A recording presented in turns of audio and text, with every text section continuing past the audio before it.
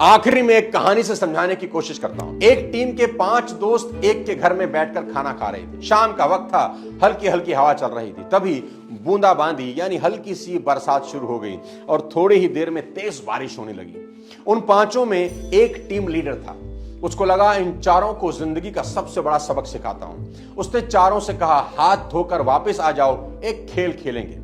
वो चारों हाथ धोने चले गए और इस टीम लीडर ने वहीं टेबल पर 4 चीजें सजा दी। एक चम्मच, एक खाली गिलास, एक नहाने वाला मग और एक बाल्टी। अब वो चारों हाथ धोकर वापस आए। टीम लीडर से पूछने लगे, हमें क्या करना होगा? तो टीम लीडर ने उस टेबल की तरह इशारा करते हुए कहा, जहां ये चारों चीजें रखी थी, कि अपनी पसंद की एक एक चीज उठाओ और बाहर बारिश में जाओ और बारिश का पानी उसमें भर के ले आओ।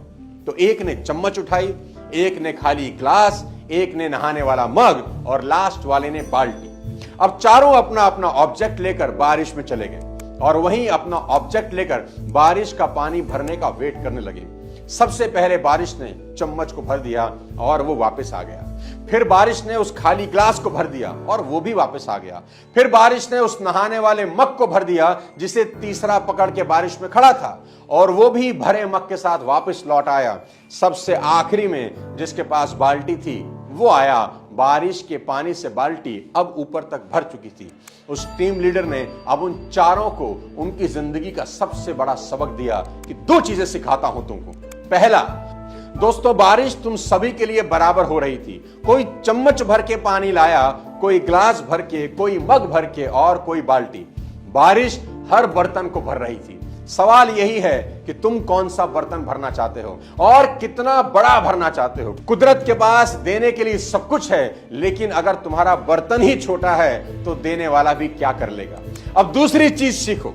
बड़ा बर्तन भरने में वक्त हमेशा ज्यादा लगता है। जितने वक्त में चम्मच में पानी भरता है, उतनी देर में बाल्टी कभी नहीं भरेगी। इसलिए अगर कुछ बड़ा चाहते हो तो बारिश में ज्यादा समय भीगने के लिए तैयार रहना ही होगा, कर्म करना होगा। तुलसीदास जी ने यहां के लिए एक बहुत बड़ा दोहा लिखा है कि सकल पदार्थ हैं जगमाही, कर्महीन जन पावत नाही।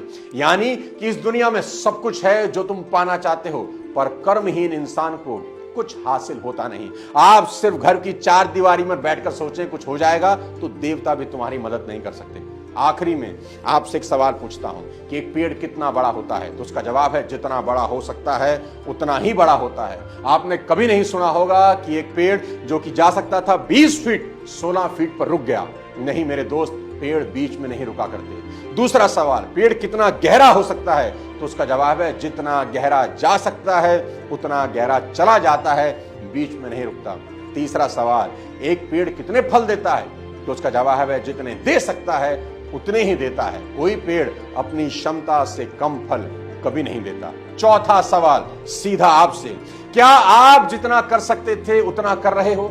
अगर जवाब है हां तो मेरी शुभकामनाएं, लेकिन अगर जवाब है ना तो उठो और मेहनत करो कि कुछ समय बाद खुद की पीठ थपथपाने का मन करे। ऐसा काम करो कि काम को भी लगे किसी ने उसे किया है। दोस्तों, आज का ये वीडियो उम्मीद करता हूं आपकी जिंदगी में मील का पत्थर साबित होगा।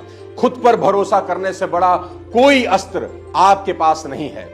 अगर ये वीडियो पसंद आया हो तो अपने तमाम जानने वालों को भेज दो, चैनल को सब्सक्राइब कर दो, बेल आइकन दबा दो। अगले किसी और वीडियो के साथ जल्द आपसे मुलाकात करता हूं। तब तक अपने स्वास्थ्य का ध्यान रखिए, कुछ बड़ा सोचिए। जय हिंद।